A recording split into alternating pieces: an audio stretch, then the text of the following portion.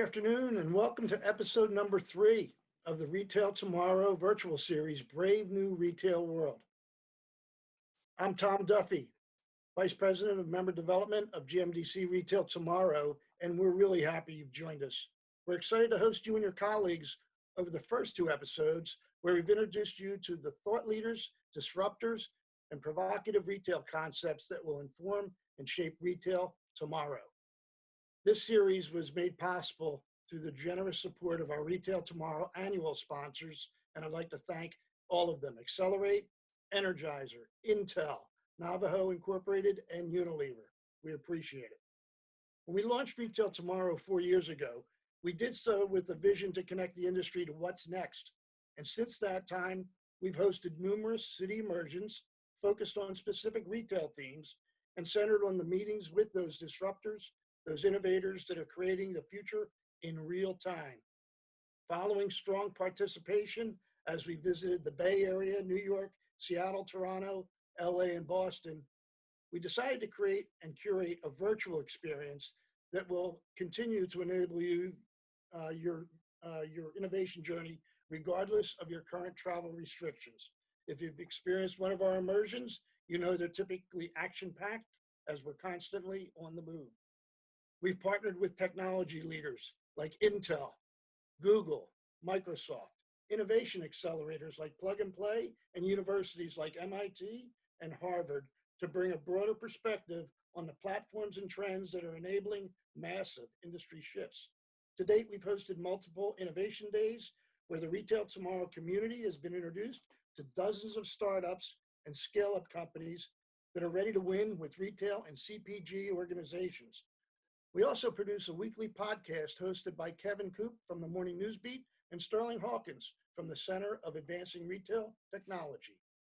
At the conclusion of the Brave New Retail World 4-part series, participants will have come away with the following: a heightened understanding of consumer behavior, a view of not just the most intriguing retail concepts in the marketplace today, but possible new concepts, not yet in our market, that will redefine retail relevance in a post-COVID world. Specific insights regarding post-COVID retail implications for the GM and self-care categories, and tools to help leaders develop their organizations and create winning strategies for this brave new retail world. And unique tangible output, including thoughts on a post-COVID shopping experience and store of the future. Now I'm pleased to introduce an industry thought leader who has supported our Retail Tomorrow platform from the inception. Neil Stern is a senior partner at McMillan Doolittle, a published author of 2 books, and a widely quoted expert on domestic and international retail innovation, serving retail clients worldwide. Recognized as a visionary around retail concepts, he brings a relevant perspective to the post-COVID retail landscape. So without further delay, I'm happy to turn it over to you, Neil. Yeah, thanks so much, Tom, and I'm really pleased to be hosting this session. As we noted, this is part of a 4-part series, kind of looking at the future. So episode 1 was focused on the consumer and the changes and what was happening with the consumer. Episode 2, we dove into e-commerce. And episode 3, we're widening the lens even more and kind of looking at global implications on U.S. retail. William Gibson, the great sci-fi writer, wrote that the future is already here. It's just not evenly distributed. And we thought, as part of this session, we really want to provide some glimpses of the future, and we thought, what better way to do it than to look globally and look at what's happening around the world, where we often see clues to that. The agenda today will be myself kind of introducing the topic and trying to defend why global, why should we care. My co-host of the session, Maria Zorotovich, will kind of give introductory remarks. And then we have 2 kind of in-depth areas. One is Future Facing 5 with Dan O'Connor. And then we're going to provide a view from the world with the Abletop Group of International Consultants. So we're really excited to kind of dig into this topic. As has been the tradition of each session, we ask a poll question to the audience now, and then we'll kind of reveal the results of this as we get later into the session. The question today is really around this notion of global and asking what country regions do you believe will have the biggest impact on retail trends in the coming years? And we kind of bucket it together. China, which will be a lot of the focus of what Dan O'Connor and Patrick talk about in the Future Facing Five. The rest of Asia, Korea, Japan, and other kind of more mature markets in Asia. Will it be Europe, the United States, or the large and globally emerging markets in Brazil, Russia, and India, and we'll provide perspective there as well. So I'll give everybody kind of a few seconds to vote, and as always, it's quite interesting to see kind of where the audience is coming out and where our focus will be for the day. So as you look at the future, what country do you think will have the biggest impact? China, the rest of Asia, Europe, the United States, or what I say, BRIC, less China, Brazil, Russia, India, and these really large emerging markets.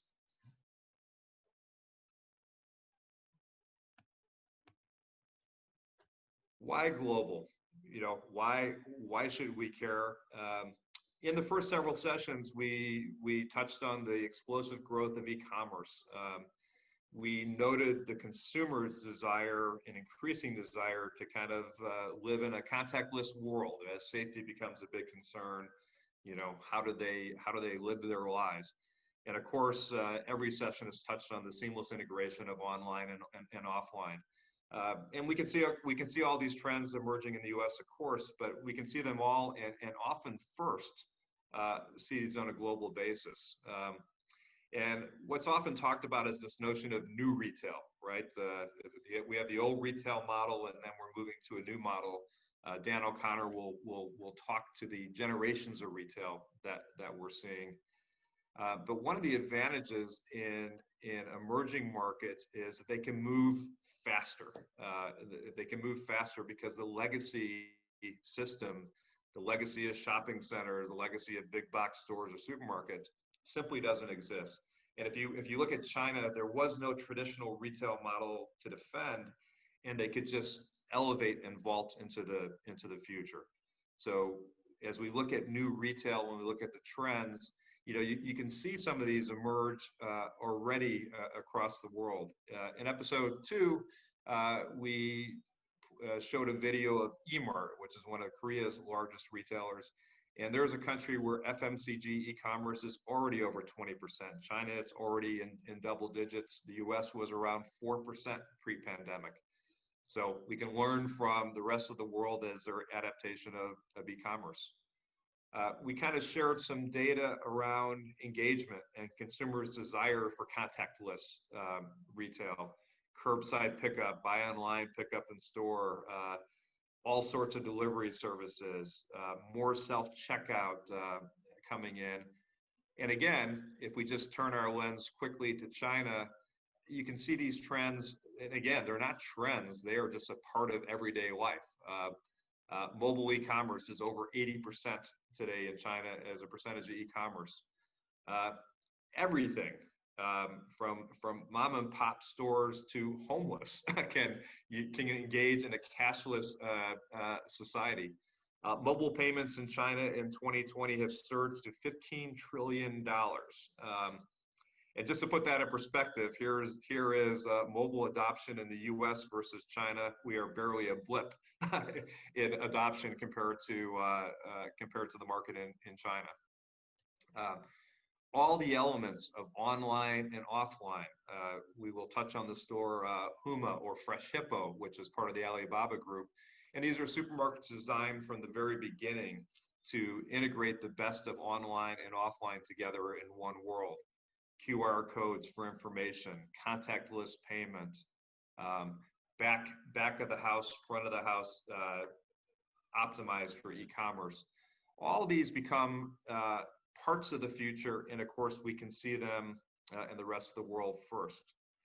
From the Abeltoft group, we've asked them to weigh in on kind of what's happened on the world of retail post-COVID, and they will touch on some of the trends around safety, community, the notion of smart retail, contactless or digitalization of materials, and of course the need for retailers to continue, even in this world, to be brand forward and present the uniqueness of their brand.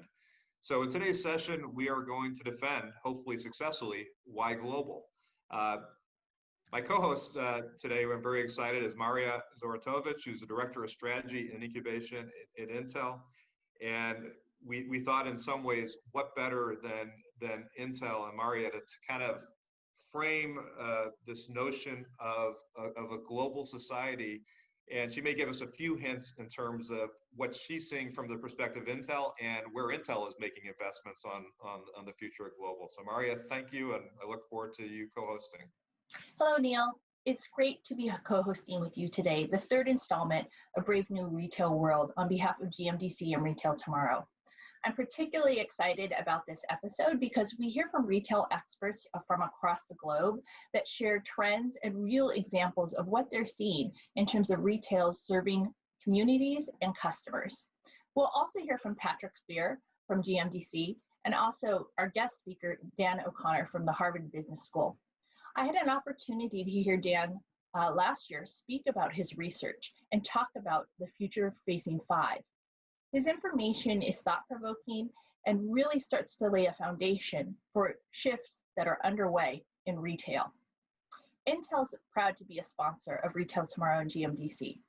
Intel is focused on shaping the data-centric future and working across the ecosystem to help drive change and bring new innovations forward and solutions that are going to be valuable and meaningful for the customer experience.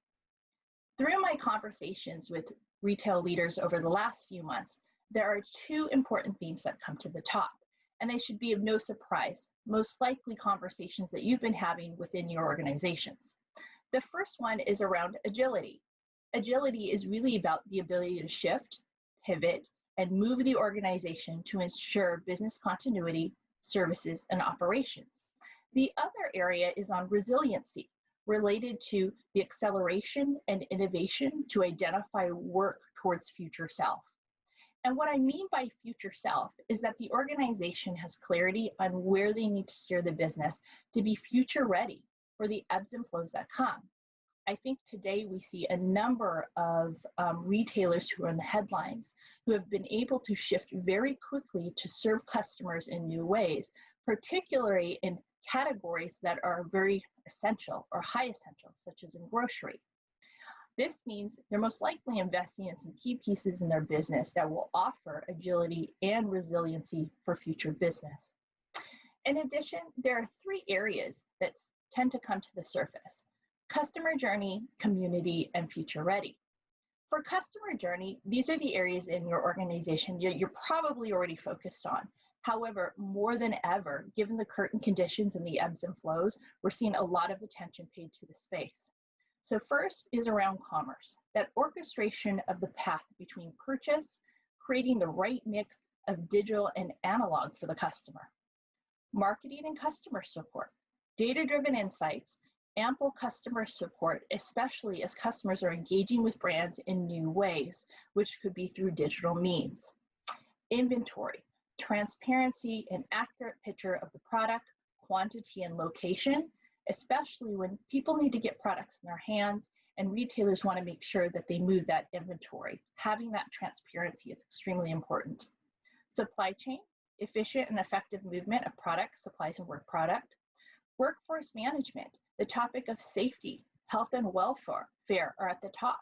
And also ensuring productive environments, giving the ebbs and flows, and being able to accommodate the waves that may come in business, and then the shifts that may draw down, depending upon what's happening in the local community.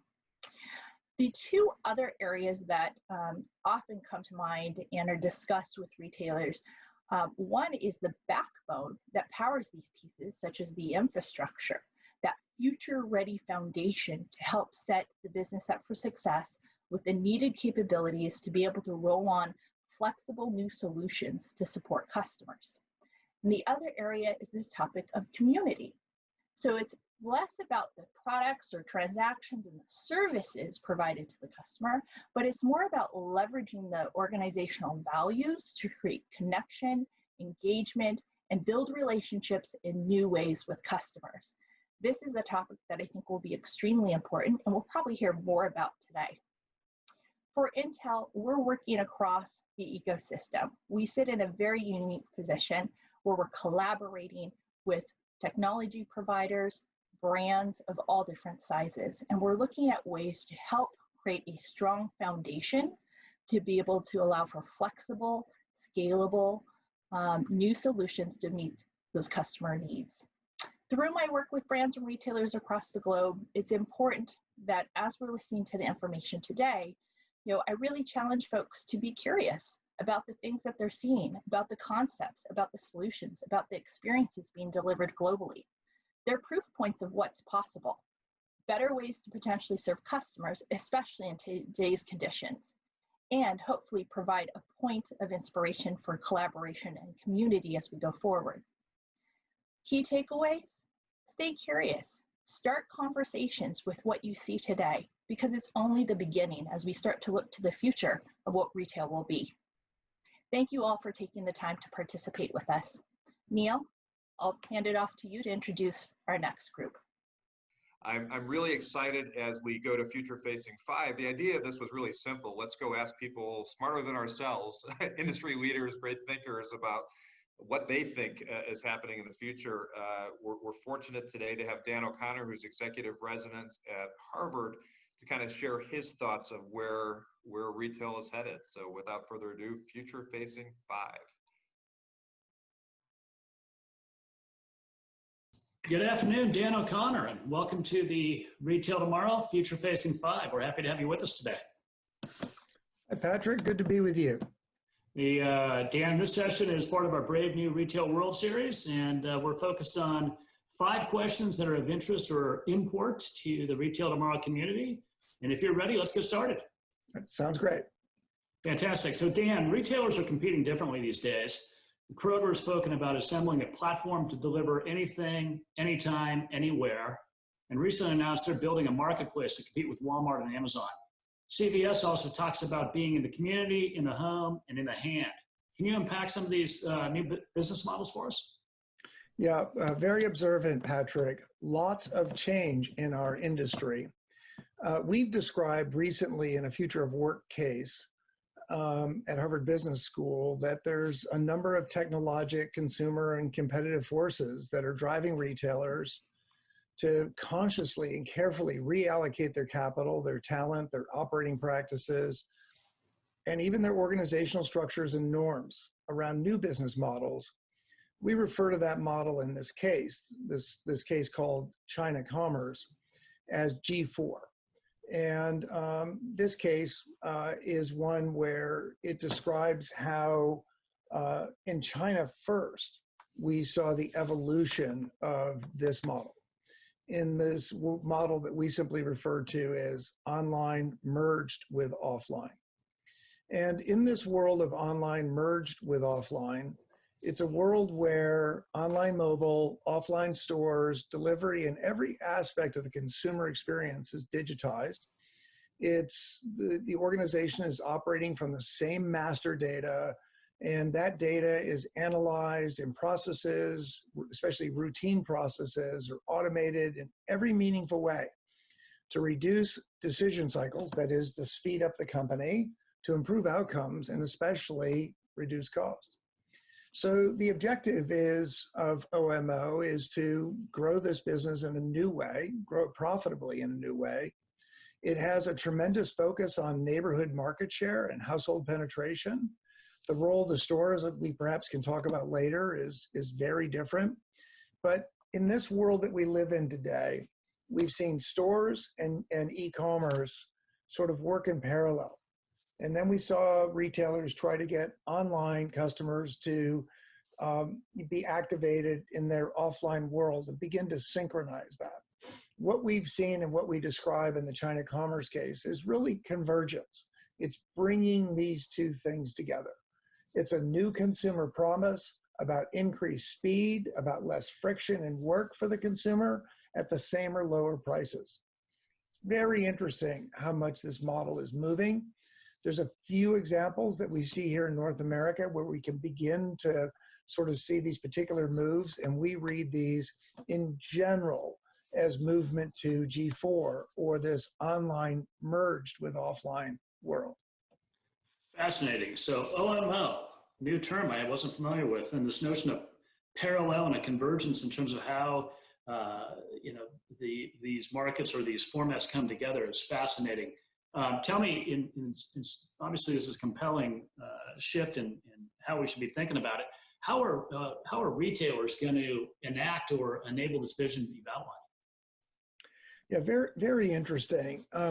This strategy in and of itself is a major pivot for retailers. And effectively, what this strategy requires is a huge capital reallocation, a redirecting of people and capability. And I think, as you well know, Patrick, the ability of companies to especially in this particular environment, to operate the current business model successfully while transitioning to a new business model is just, very difficult. It is something that really requires a very, very strong leadership team, which is why we talk about this in the context of future of work, future of leadership, what it's going to be like to lead organizations to and through this next generation of retail. Fascinating. So Dan, in terms of the automation you've described, obviously it's going to have an impact on retailers' organization structures.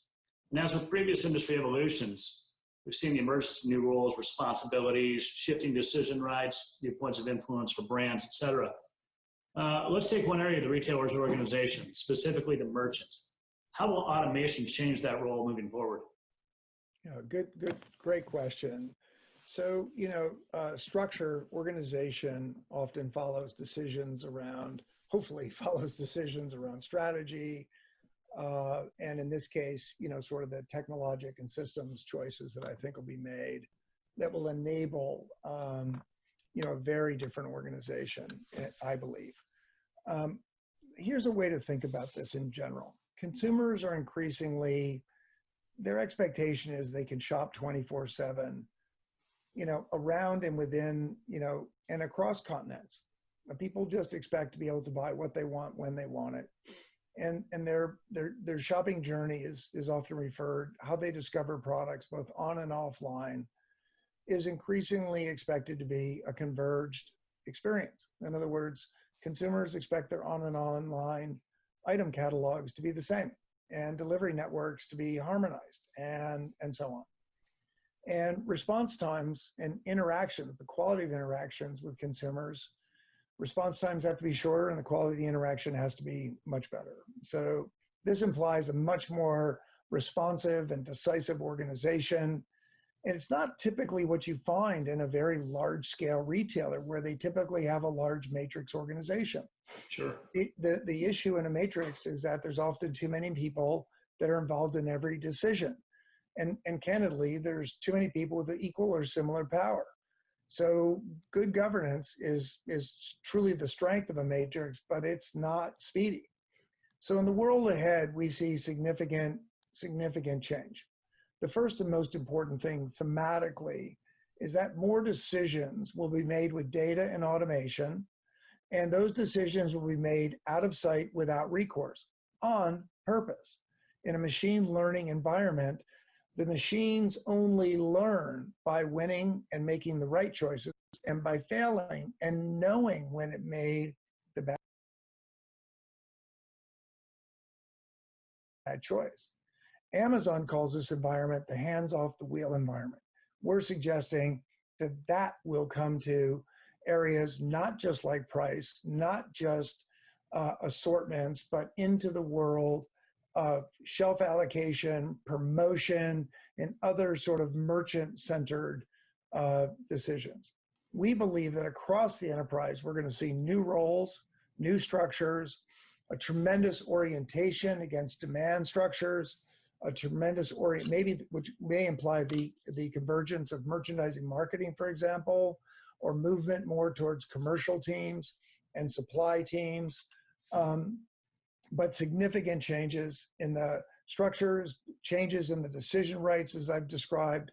And what we're beginning to see in these retailers who are leading this transition is the emergence of these centers of excellence. And these centers of excellence are typically groups of experts that are organizing around key decisions such as pricing and promotion and advertising, and others decisions that historically were made perhaps within each category manager's realm. So what we're seeing is that these decisions are being automated, they're being driven by data science, and they're really being led by people that are not as responsible for overall demand as they are making for, as they are for making a great pricing or a great promotion or advertising. So we see these kind of changes happening now.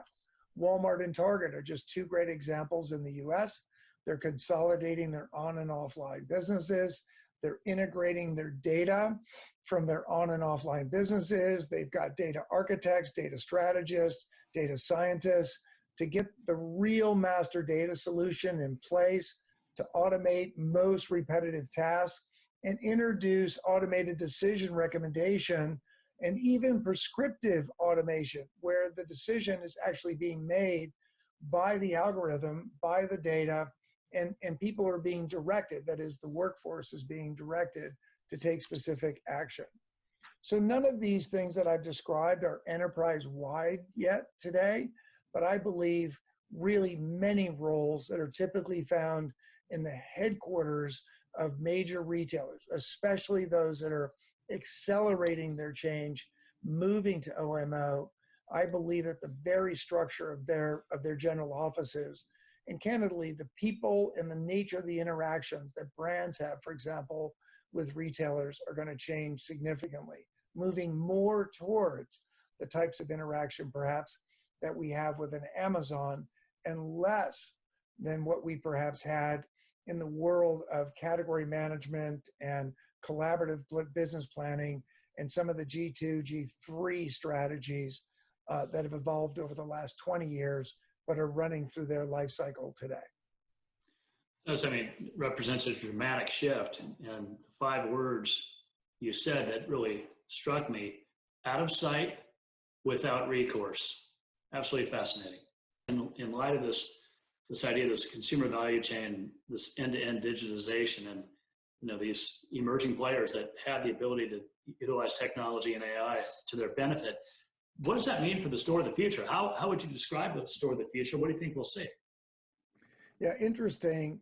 I think that as you begin to think about the store fundamentally in the future, first stores, I believe, first and foremost, will be part of a supply chain. And more directly, I think of the store as more of a distribution node first.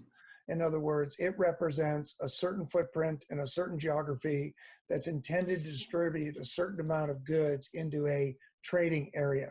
What's new about that isn't the idea of distribution, it's the notion that the store is built as distribution first. So secondly, the store is designed to be a sensor network, which means simply that it's sensing and collecting data, some of which it'll actually process locally and use in interactions with store associates, interactions with consumers. And of course, the third level that I think these stores will be designed for is as neighborhood sort of marketing center. And what that means is, and it's very directly saying, these stores will increasingly be about capturing consumers and bringing them from this sort of offline world into the retailer's online world in a very seamless way. And while this seems abstract, remember, to this point, people have been using online to bring people to offline. What I'm suggesting is in the OMO world, that model's flipped. The store manager is somebody who's really as much as a neighborhood marketing person as they are a merchant. So stores will be first a distribution node, secondly a sensor network, third a marketing center, and then they will be a merchandising center. In an upcoming case that we're writing that'll be available soon at hbr.org, we'll be highlighting the design features and the operating system, important vocabulary, that enables Alibaba's Fresh Hippo. This is a store that retailers have been looking at from around the world. It's built in China first, and it really is a store that sets a new standard for speed, for neighborhood market share, for fixed cost leverage and absolute cost levels, and of course, consumer response. So like the Amazon Go, for example, it's activated by the consumer and associated interactions. But what's really different about this store is 60% of its sales, hundreds of thousands of orders per month, are digitally ordered and either delivered or picked up in the store. That means the store is locally fulfilling. This store is a distribution center, 60%. So for speed, the store is located in a local distribution hub. You would call that a neighborhood. They put 6,000 items typically, Patrick, in a store like this, fastest turning local goods and fresh goods. And then they have another 15,000 items that are in these locally shared micro-fulfillment centers, which means same-day delivery. That is between, let me say differently, on the 6,000 items, 3-hour delivery. On the 15,000 items, same-day delivery. 20,000, 22,000 items available to the consumer, pretty much on demand. And then, of course, they get overnight delivery off of Alibaba.com, off of JD.com, depending on what solution you're looking at. And very importantly, these stores are cashierless. It's something we're beginning to see much more of. For example, here in the US, the notion of self-checkout at scale, as we've seen Walmart, for example, initiate in one of their super centers, and of course, digital payment. This takes obviously as much as 30% of the labor out of the store, and that money can either be redeployed for new purposes, or it can be used, as I've suggested, for pick, pack, ship. It can be used for marketing. It can be used for a lot of things that are part of the G4 model that were not significant in the G3 model. So fairly remarkable transformation, and one that, back to this notion of seamless end-to-end experience. In this case, really remarkable seaming together of different, the format, using a micro-fulfillment in-store, however we're going to get the products that I want to me when I want them, right? Now, in this model, so a couple of big shifts: capital, people, and processes in terms of how we're deploying each. And, in this case, talking about Alibaba and what they're doing, these are some of the largest retailers in the world. So it's hard enough for them to do. But how do we think about these small, mid-tier retailers? How are they going to make the transition? How are they going to compete when this work is so hard for even the biggest? Yeah, well, first, Patrick, I hope that as many retailers and people in our industry as can or as will jump into and grab these couple of cases we've written about these subjects, because just coming to an understanding of what this new context is all about is the most important beginning point for everybody. It is really a new target for everyone. Secondly, it's my view that stores are integral to the new world. And yet at the same time, so are micro-fulfillment centers, so are delivery networks, and so will federations. That is, where unlikely partners decide that the best way for both companies to survive and thrive in the next generation is to come together. We'll talk more about that another time. But it's my current view, if you ask me just to really narrow it, who's going to and how will they respond? It's my current view that any retailer that finds itself spending, say, 90 or 95% of its current IT budget simply maintaining and maybe incrementally improving its current ERP and other sort of legacy systems, many of which are 20 or 30 years old, right, will be forced, Patrick, shortly to jump onto one of these SaaS models, these large platforms. And so what we see today is that all of the large cloud providers, Amazon, Microsoft, Google, Alibaba, and others, along with dozens of other enterprises that really aren't the cloud leaders, but have a lot of digitization capabilities, Salesforce, Facebook, and about 20 other companies that we're familiar with around the world. We think some 20 or 25 of these companies will ultimately assemble what will be sort of the G4 enterprise platform. that will get retailers and sellers of all types engaged with this new business model. Think of it as a world where you can make the decision to leave a lot of your legacy systems behind and move to the cloud, where in a very short period of time, it can ingest your historical data and get you running on the most modern ERP, the most modernized analytics and automation. This is going to drive a significant competitive shift. It will be the time, if you can imagine, where even the smallest retailer has the potential to compete with the same kind of tools that the biggest, most modernized retailers will have. So we've seen this kind of strategy already begin to evolve in China. We're optimistic that it will continue to grow and spread around the world. This summer, my colleague Troy and I are working on a new case, as I described, that's all about describing the first version of this, the most complete version of this, and that is what that's called the Alibaba operating system. And we'll have a lot more to tell you about that in the fall, Patrick. Look forward to hearing more about it, Dan. And to that end, I know we're going to be doing some work together this fall during our virtual GM conference and self-care summit. We're looking forward to having you join us for more insights and compelling thoughts around what's coming our way. So thank you for your time today on the Future Facing 5, and we'll look forward to seeing you in October. Okay, great, Patrick. Thank you. Thank you.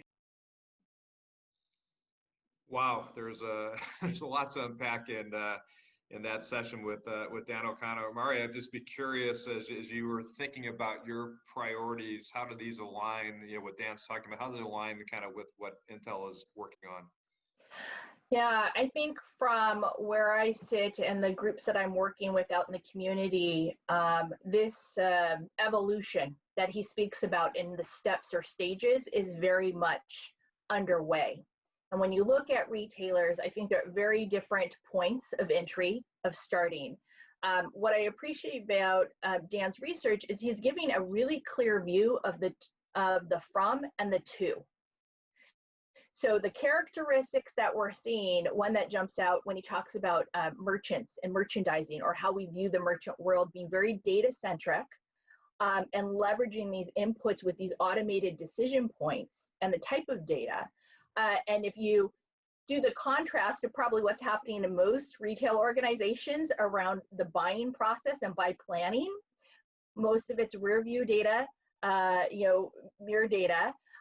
It's people that are trying to crunch through lines of information to make a best educated decision with inputs as to what it should be, the allocation, distribution, etc. So you see that stark contrast of what's happening in that ecosystem that I think people need to take note to. He's kind of laying out those pieces from an ecosystem standpoint, for sure. From a technology providers, SaaS is a growing area. There are many technology companies that are providing great solutions that can help fill in some of those capabilities and solve some of those challenges for retailers. And they're doing it in a collaborative way that are coming together and bringing those pieces in the data and stitching them together to create really fantastic results that drive innovation, for sure. Great, yeah, thank you. Hey, to round up kind of our global perspective, we knew Dan was going to focus a lot on China. We wanted to reach out to the AbleTough group and get their perspective on what they see happening in the world, particularly kind of in this, let's call it pre, during, and hopefully very soon, post-COVID world that we're living in. So let's hear from the AbleTough group on their view of what's happening internationally.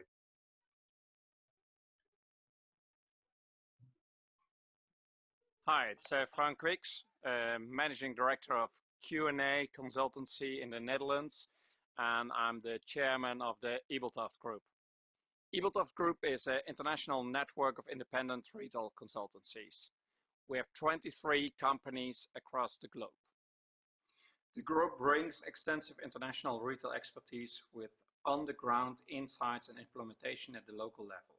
We don't think there has ever been a more relevant time for our model of understanding global retail trends while responding to our clients at a local level. AbleTough Group annually produces shared insights around major trends in retailing, from the digitalization of retail to an understanding of the impact of trust and social responsibilities. The group's signature publication is Retail Innovations, published annually, which showcases leading concepts in the retail from around the world, along with naming the Retail Innovations of the Year award. Past cases highlighted in Retail Innovations included Nike's House of Innovation, Gema, Alibaba's new retail supermarket, Beta, the store as a showroom, and Itza, the first automated restaurant. It's fascinating that several of these concepts are now being showcased as the effective way to navigate the COVID-19 world. And Gema will be referenced in one of the upcoming sessions. Of course, this year, retail changed. Innovation can be measured by how countries and retailers responded to the pandemic. We began tracking different policies and procedures implemented by country, as well as how retailers were creatively responding and keeping business going through innovative actions. We asked a few members to weigh in their countries' responses, how retailers within their countries have responded, and where they see retail headed in the new world. We wanted to provide a bit of a global perspective here, so reached out to Brazil, Australia, France, the Netherlands, and Italy to round out the changes in retail. I'm happy to share these findings with you today. Thanks, Frank. This is Amanda Lai with Macmillan Doolittle, the U.S. affiliate within the Abletop Group, and I'm here to add a little additional background and color to the key trends and innovations we're seeing. All countries felt the same initial amounts of pain when going into lockdown. Some countries have emerged faster based on the severity of the pandemic in their regions, and also as a result of varying country policies around safety and hygiene. Almost universally, we see trends of supermarkets in the DIY category, including cooking and baking and crafting excelling, while other categories, such as fashion, department stores, and malls have universally struggled during the pandemic.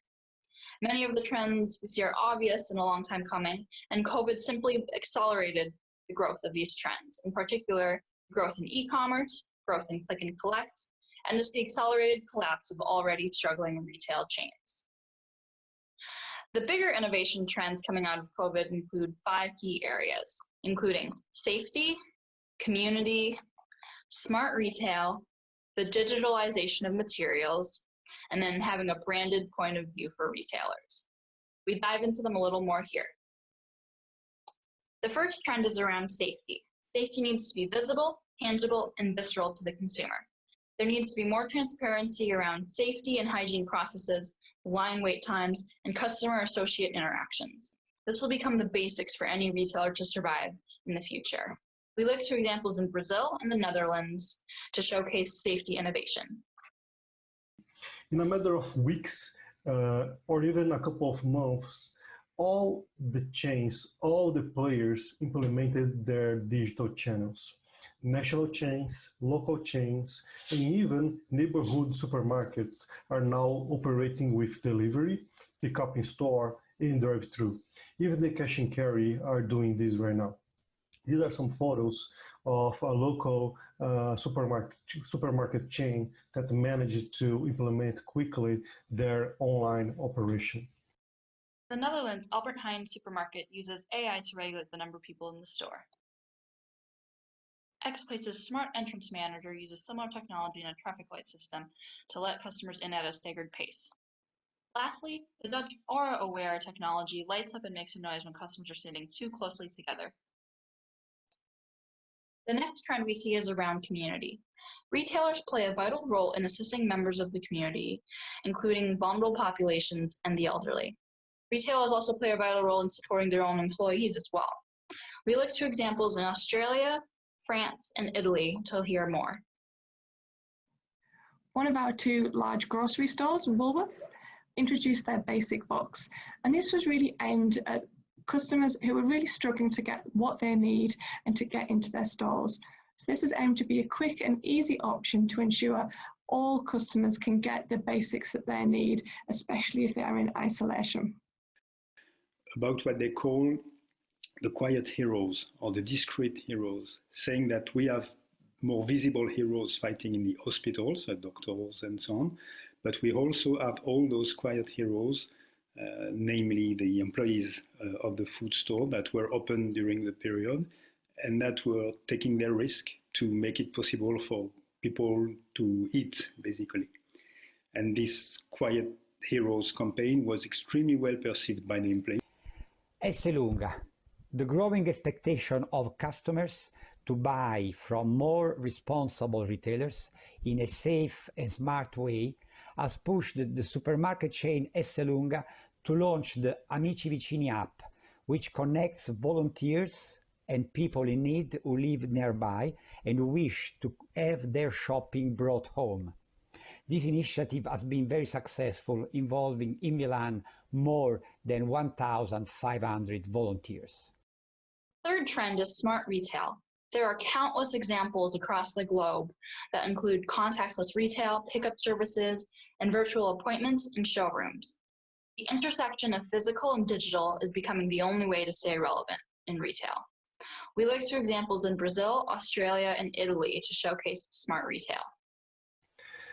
There's also a trend for unmanned autonomous stores in Brazil. Some platforms and some chains are testing this model, this format, such as Omnibox here in the photos, or the supermarket chain called Hirota. There's also a growing demand for honest markets installed in residential and business buildings. King Living, which was very much homewares business, have launched their virtual showrooms. This was one of the first ones to launch this method in Australia.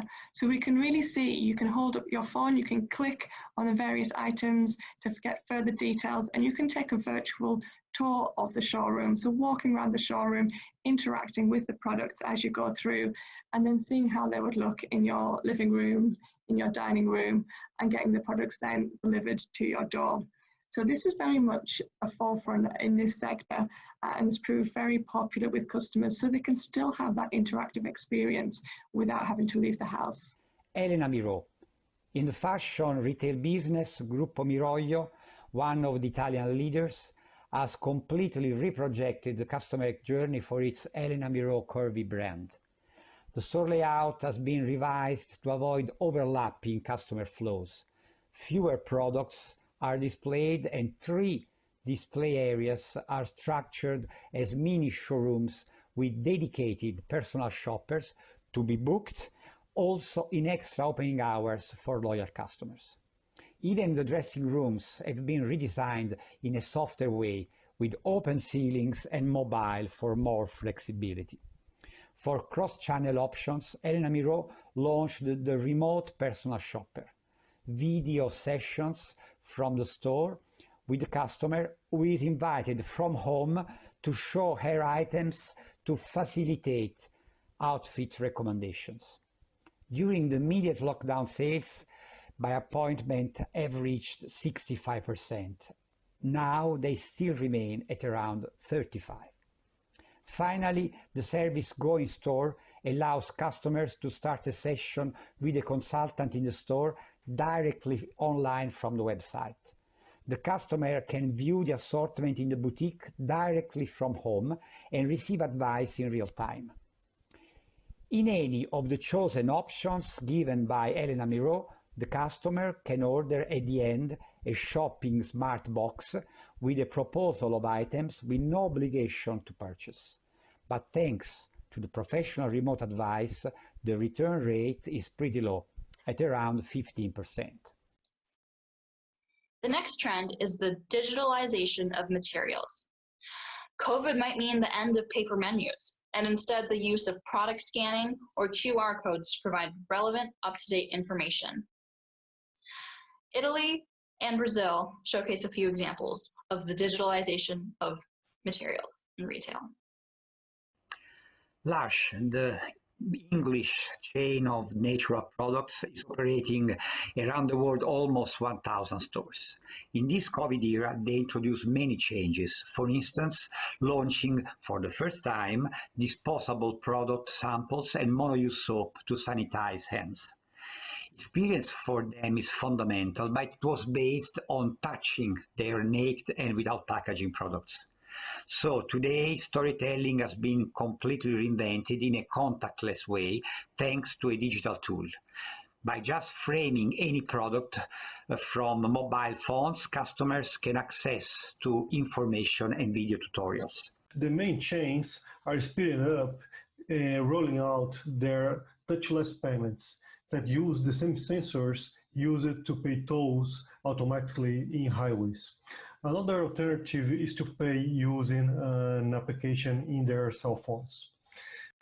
Another example worth mentioning is in China, where the rise of Alipay and WeChat payment options have allowed the society to essentially become cashless. Street vendors and even homeless people have their own QR codes to allow for contactless digital payments. In light of COVID, we see this technology has spread to other countries around the world, including the US, with receipts now offering QR codes to allow for easy payment via phone. The last trend is having a branded point of view. Critical in all of these components is the ability for a retailer to still showcase personality and have a strong brand component to what they execute. Need to wear masks? Do it with a sense of humor and style like Italy. Can't shop there in person? Then showcase the talents of your passionate associates virtually and make them shine. Here are some examples from Italy and the US showcasing branded point of view in retail. Italy, our famous excellence of Italian food, launched by Oscar Farinetti, reacted to COVID first of all by using much more the outside spaces of the store, which is strangely unusual in Italy, despite our good climate. An engagement style typical of Italy communication has been reinforced with writings on the masks. I smile at you with my eyes, and there's a smile back here. One interesting example of a branded point of view is Alo Yoga in the United States. Alo Yoga is a premium athleisure lifestyle brand based on the West Coast.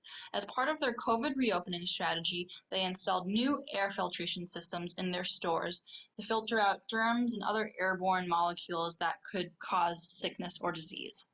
They advertised this with branded signage throughout their stores, talking about this new air filtration technology and calling it the purest air ever, proving that you can, in fact, brand the air in your store, and also communicate to customers that you're prioritizing their health and safety. In conclusion, the AbleTalk Group is committed to tracking future innovations across the globe.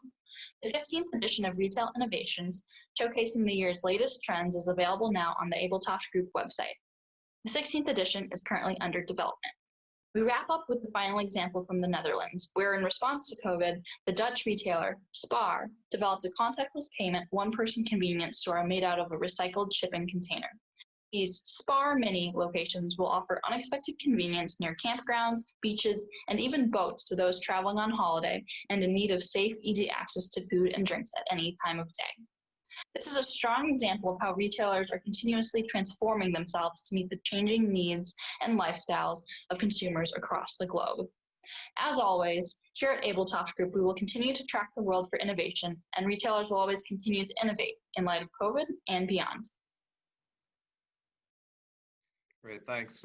Maria and Tom, I want to bring you guys back and just get some closing comments. And I'm struck with this notion of the bridge, right? Because we know where we are, and we know from Dan where we need to get to, right? But as you can see in the AbleTalk Group, there's so much that needs to be done, right? And it's being done now to kind of get there. Kind of what are your thoughts? Just kind of close us out on why global and what we can learn from this session. Tom? Yeah, I guess one theme that ran through this, I'll be Captain Obvious. You know, I heard pressure test the organization, redirecting people, allocation of talent. So long term, you know, it's the focus, you know, on our number one asset, right? The people and how they make a difference. I guess the other thing that is low hanging fruit, I love that idea of a branded point of view, you know, showcasing a personality at retail. Anybody can do that today. And so those were two big takeaways for me that, one's got a longer tail and the other one is, I'll do it tomorrow. Maria, I think I have a sense you're going to be busy at Intel over the next couple of years, helping get us there. There's so much happening. It's an exciting time, and a time really to dig in. Two themes that I hear along the pieces that I introduced around agility and resiliency. The first around agility, which means now, right? Which means about business continuity. What I appreciate seeing is that you have brands that are storytelling. So wrapping a story around the way that they're shifting how the consumer engages with their brand and how the consumer is going to shop with them, which may mean that they're going to serve them in different ways, which could be digital shopping or shopping from home, but also kind of new products that are curated, like Woolworth doing the basic box, which goes into those themes of health and safety, but ease for the consumer and relevance. So I love globally, we're pulling in all of those themes and then bringing it to the brand, telling a new story, and then pushing that back up to the consumer. Around resiliency, that speaks to a lot of Dan's pieces about where we are today and where we need to head. A key piece that I think that's super important is that he's talking in this shift is a shift in roles. It's the shift in how we see all of the foundational components that make up retail, our stores, functional roles like marketing, decision making, all of those things potentially are going to shift in how they operate. And it starts though with the people, and the people in retail, the people leading the conversation, the people leading the organization, to be able to start to look at what's possible and where to see that future self of the organization. So I think that's a really key piece that people need to recognize, that it's not just a matter of putting in a new service and serving the customer, but for that true business model transformation, it takes an entire organization, the culture, the practices, the capital to shift in how that's invested going forward. Great, thank you. Hey, Delaney, if you can put up the poll results, I'm curious to see where the audience was in terms of where they thought which country would have the most impact. Interestingly, China, of course, but kind of spread across the globe, which is great because that's what we wanted to do with you today, which is kind of take you across the globe and show you impact from everywhere. And my co-host did an amazing job of teeing up the next session 4, which is about the future of leadership and leadership in turbulent times. And I think I concur that this is going to be about the ability of retailers, of brands to be able to be agile, to be resilient, to be able to work towards the future. This episode will be available as soon as we can get it out on podcasts, and we thank you so much for your attention today, and look forward to episode 4, September 9th, Future of Leadership. Thanks, everybody. Great, thank you.